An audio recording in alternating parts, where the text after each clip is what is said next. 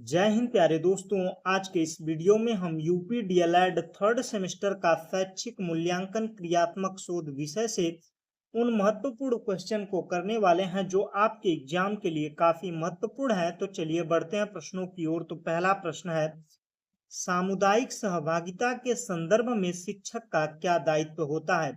सामुदायिक सहभागिता के संदर्भ में शिक्षक का दायित्व होता है कि वह छात्रों के शैक्षिक लक्ष्यों को प्राप्त करने, समाज पर सकारात्मक प्रभाव डालने के लिए समुदाय के सदस्यों की भागीदारी सुनिश्चित करे। मतलब एक टीचर का क्या दायित्व होता है सामुदायिक सहभागिता के संदर्भ में। तो शिक्षक को शिक्षा प्रदान करने के साथ साथ समाज में जितने भी कार्यक्रम है उनमें उपस्थित होना चाहिए, भागीदारी लेनी चाहिए, जिससे समाज पर सकारात्मक प्रभाव पड़ सके। बढ़ते हैं अगले प्रश्न की ओर। तो अगला प्रश्न है, ब्लूप्रिंट क्या है।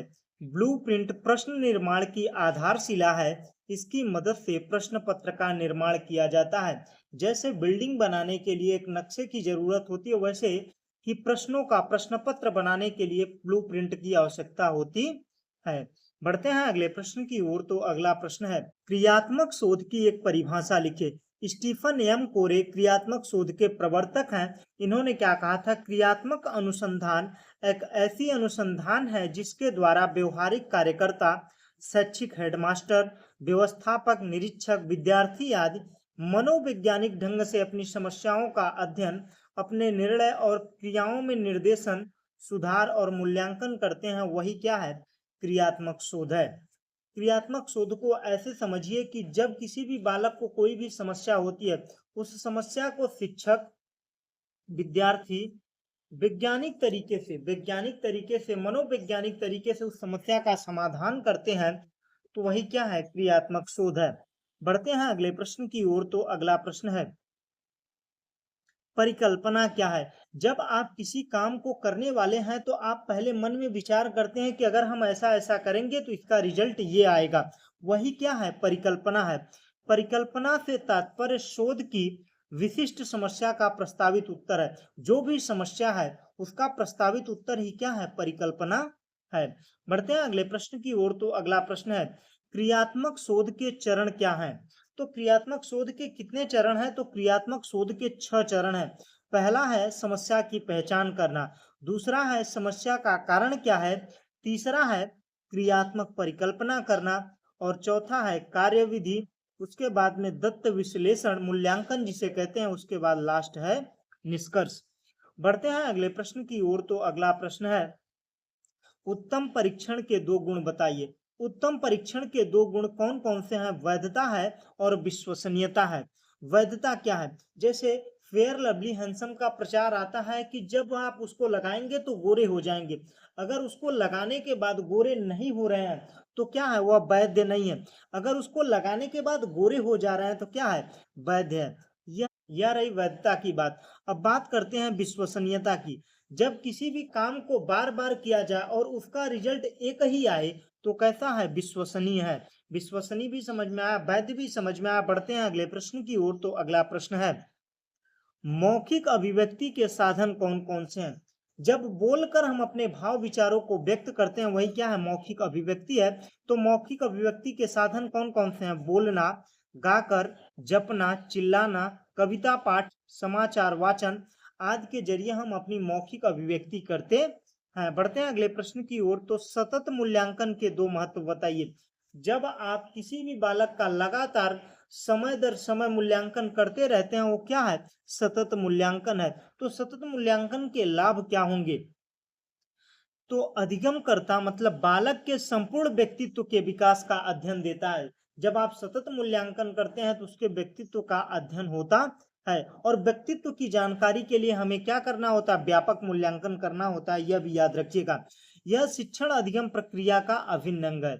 जो सतत मूल्यांकन है यह शिक्षण अधिगम प्रक्रिया का अभिन्न अंग है। अब बात करते हैं मूल्यांकन के प्रकार के बारे में। तो मूल्यांकन के 2 प्रकार होते हैं। एक है परिणात्मक मूल्यांकन जो लिखित परीक्षा, मौखिक परीक्षा और प्रतियोगी परीक्षा के द्वारा दिया जाता है, जिसे मात्रात्मक मूल्यांकन कहते हैं। जिसे क्या कहते हैं, मापन। मापन ऐसे समझिए कि मापन में क्या होता है, केवल अंक प्रदान किया जाता है। बात करते हैं गुणात्मक मूल्यांकन की, जिसमें साक्षात्कार, अवलोकन, घटनाकृत, जांच सूची, स्तर माप के जरिए मूल्यांकन किया जाता है। तो मूल्यांकन कितने प्रकार के?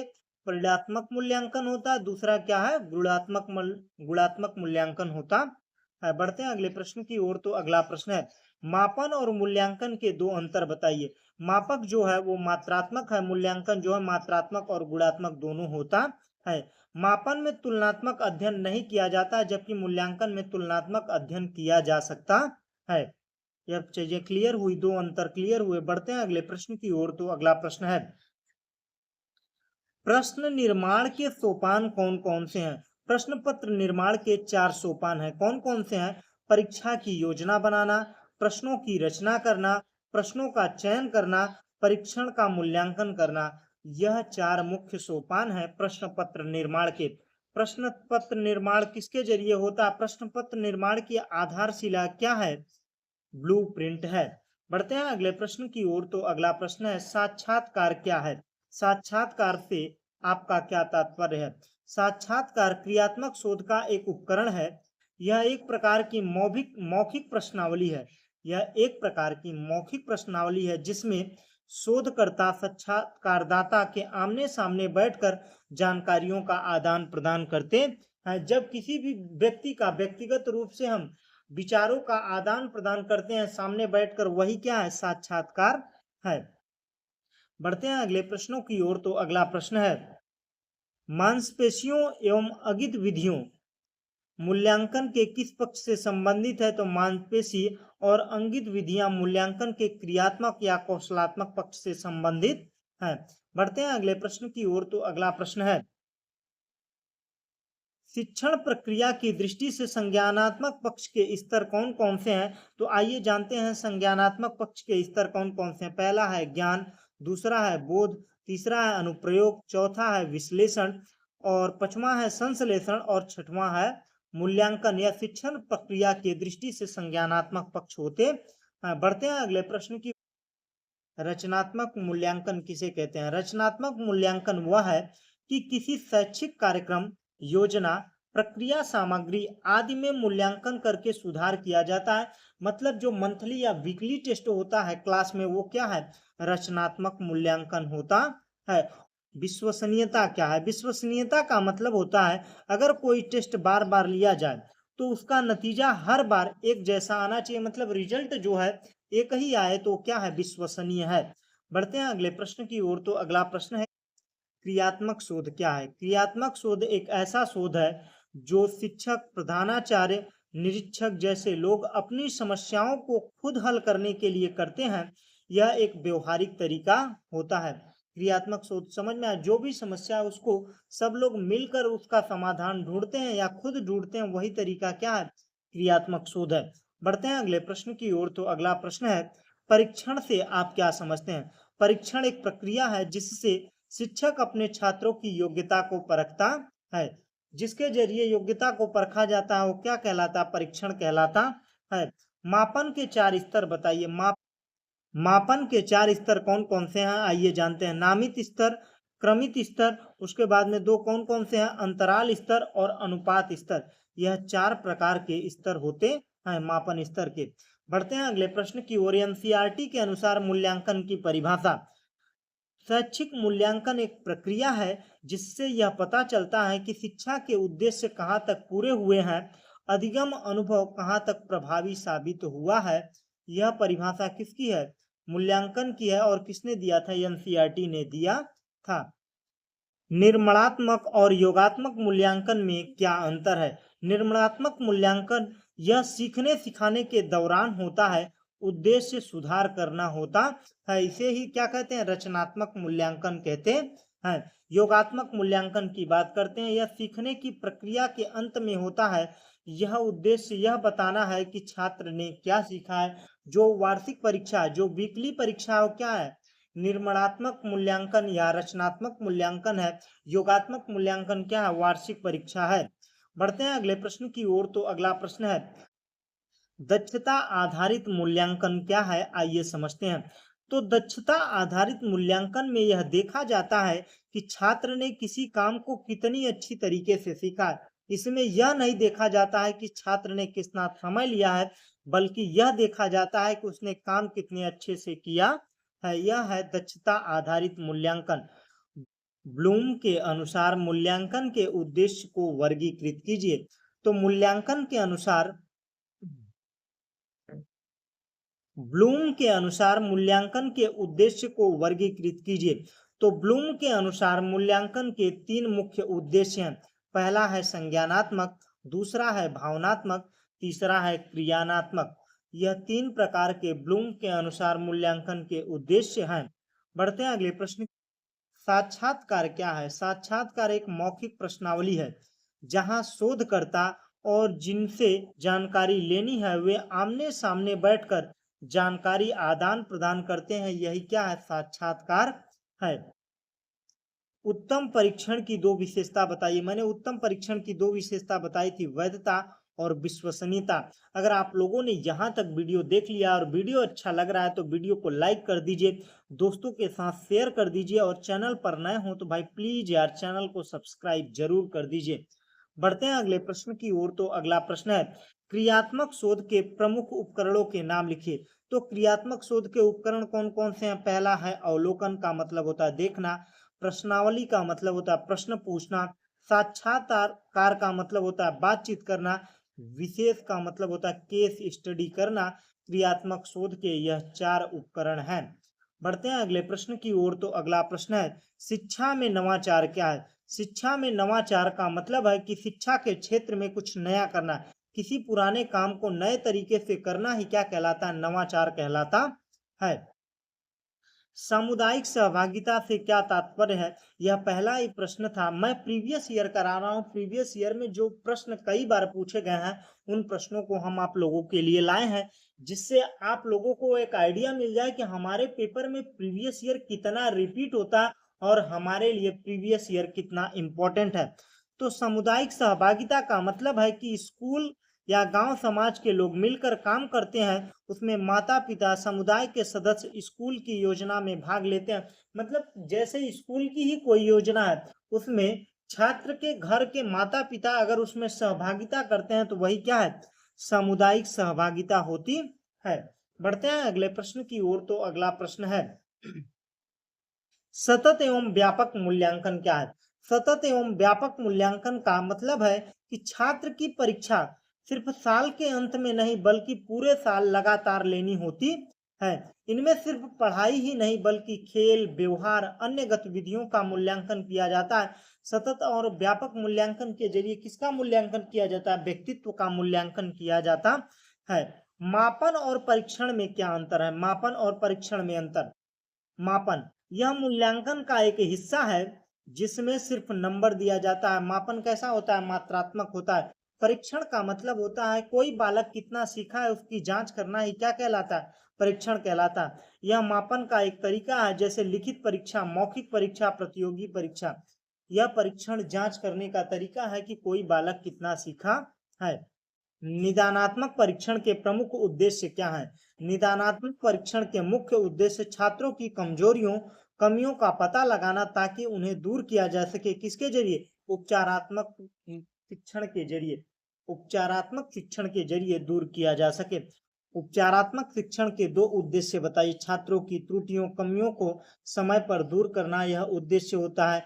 छात्रों की अधिगम संबंधी कमियों की पहचान, उनका समाधान करना भी क्या है? उपचारात्मक शिक्षण का उद्देश्य होता है। मतलब निदानात्मक शिक्षण के जरिए जो कमियों का पता लगा है उसको दूर करने के लिए कौन सा शिक्षण प्रदान किया जाता है? उपचारात्मक शिक्षण प्रदान किया जाता है। क्रियात्मक शोध की 2 विशेषता बताइए। इसकी समस्या अनुभवजन्य होती है। मतलब जो समस्या है यह अनुभव आधारित होती है। यह किसी संस्था के सामान्य वातावरण में होती है। मतलब जो क्रियात्मक शोध है यह किसी भी संस्था के सामान्य वातावरण में हो जाती है। बढ़ते हैं अगले प्रश्न की ओर। तो अगला प्रश्न है परिकल्पना क्या है? परिकल्पना शोध की विशिष्ट समस्या का प्रस्तावित उत्तर या सोच हुआ करता है। न्यादर्श से आप क्या समझते हैं? न्यादर्श का मतलब होता है सैंपल। किसी बड़ी जनसंख्या में से चुना गया एक छोटा सा समूह होता है। यह छोटा समूह पूरी जनसंख्या का प्रतिनिधित्व करता है। यही क्या कहलाता है? न्यायादर्श कहलाता है। मूल्यांकन की दो विशेषता बताइए। मूल्यांकन की दो विशेषताएं लिखिए। यह व्यापक प्रक्रिया होती है, यह लगातार चलने वाली प्रक्रिया होती है। मापन के दो प्रकार बताइए। मापन के दो प्रकार कौन कौन से हैं? मानसिक मापन और भौतिक मापन, यह दो प्रकार के मापन होते हैं। सतत मूल्यांकन के दो महत्व लिखिए। सतत मूल्यांकन के दो महत्व कौन कौन से हैं? शिक्षण अध्ययन प्रक्रिया में एक महत्वपूर्ण हिस्सा माना जाता है सतत मूल्यांकन, जिसके जरिए उस बालक के व्यक्तित्व का पता चलता है। यह बालक के संपूर्ण व्यक्तित्व के विकास पर ध्यान देता है। मतलब सतत मूल्यांकन हर एंगल से बालक को देखता है, उसका व्यवहार कैसा है, वो पढ़ने में कैसा है, वो खेलने में कैसा है, हर चीज का मूल्यांकन सतत मूल्यांकन के जरिए होता है। शैक्षिक नवाचार के उद्देश्य बताइए।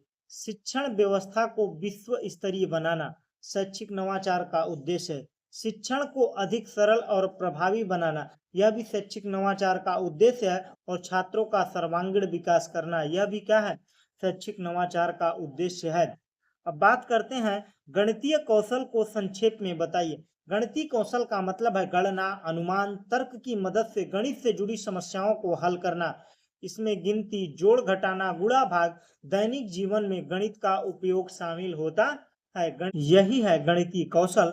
बढ़ते हैं अगले प्रश्न की ओर। तो अगला प्रश्न है, भाषाई कौशल से आप क्या समझते हैं? भाषाई कौशल का मतलब है भाषा से जुड़ी योग्यता, जैसे सुनना, बोलना, पढ़ना, लिखना।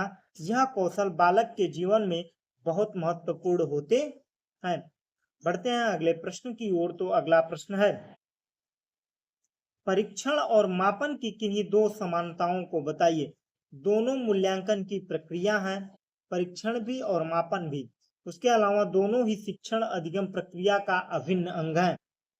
शैक्षिक शोध का अर्थ बताइए। शैक्षिक शोध का मतलब होता है शिक्षा से जुड़ी समस्या वैज्ञानिक तरीके से समाधान करना होता है।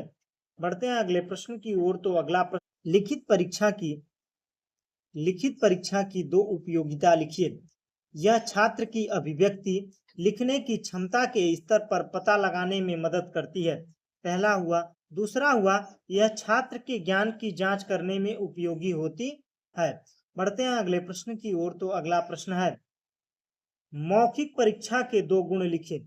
मौखिक परीक्षा निदानात्मक होती है, जिसमें कमियों का पता चलता है। यह छात्रों में आत्मविश्वास बढ़ाती है। यह मौखिक परीक्षा का दो गुण होता है। बढ़ते हैं अगले प्रश्न की ओर। तो अगला प्रश्न है, उपचारात्मक शिक्षण से क्या तात्पर्य है? उपचारात्मक शिक्षण का अर्थ है छात्रों को सीखने की कमियों को दूर करने के लिए विशेष तरीके से पढ़ाया जाना ही क्या है? उपचारात्मक शिक्षण है। परिकल्पना का क्या अर्थ है? परिकल्पना किसी शोध की समस्या का एक ही संभावित हल या अनुमान लगाना ही क्या है? परिकल्पना है। साक्षात्कार कितने प्रकार के होते हैं? साक्षात्कार दो प्रकार के होते हैं। पहला है संरचित साक्षात्कार, जहां सवाल पहले से तय होते हैं। वो कौन सा होता है? संरचित साक्षात्कार होता है। असंरचित साक्षात्कार क्या है? जहां बातचीत सवालों के अनुसार नहीं बल्कि विषय के अनुसार आगे बढ़ता है, तो कैसा है? असंरचित साक्षात्कार होता है। बढ़ते हैं अगले प्रश्न की ओर। तो अगला प्रश्न है, शैक्षिक नवाचार का अर्थ स्पष्ट कीजिए। शैक्षिक नवाचार का अर्थ है शिक्षा के क्षेत्र में किसी भी कुछ नया करना या पुरानी तरीके को बेहतर बनाना, ताकि पढ़ाई लिखाई प्रभावी हो सके। वही क्या है? शैक्षिक नवाचार है। बढ़ते हैं अगले प्रश्न की ओर। तो अगला प्रश्न है, छात्र प्रोफाइल का क्या महत्व है? छात्र प्रोफाइल एक रिकॉर्ड है जिसमें छात्र की प्रगति, स्कूल माहौल में उसका समायोजन और उसके विकास की गति संबंधित जानकारियां होती है। मतलब छात्र प्रोफाइल में छात्र की संपूर्ण जानकारियां सम्मिलित होती हैं। बढ़ते हैं अगले प्रश्न की ओर। तो अगला प्रश्न है, निदानात्मक परीक्षण का क्या उपयोग है?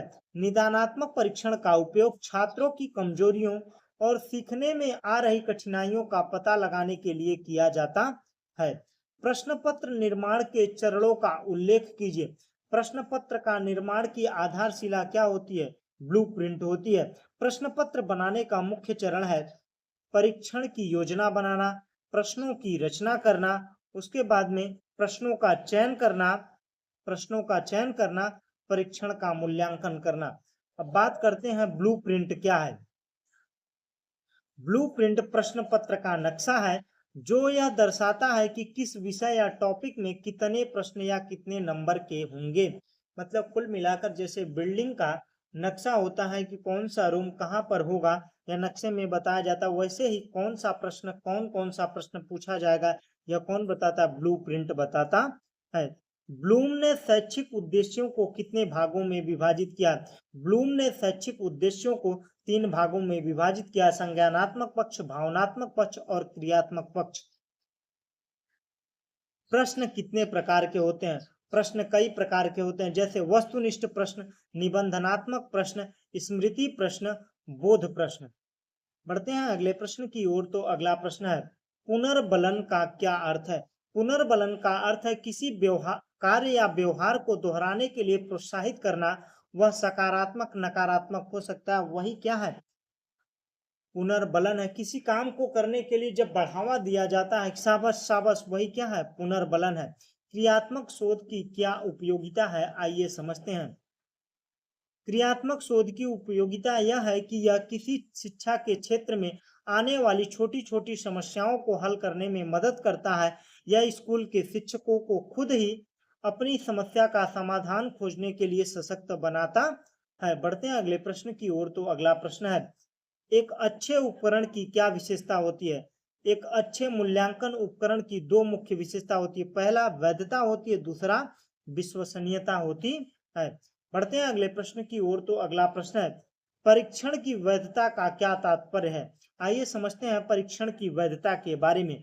परीक्षण की वैधता का अर्थ है कि कोई टेस्ट उस उद्देश्य को कितनी सटीकता से मापता है जिसके लिए वह बनाया गया है, वही क्या है, परीक्षण की वैधता है।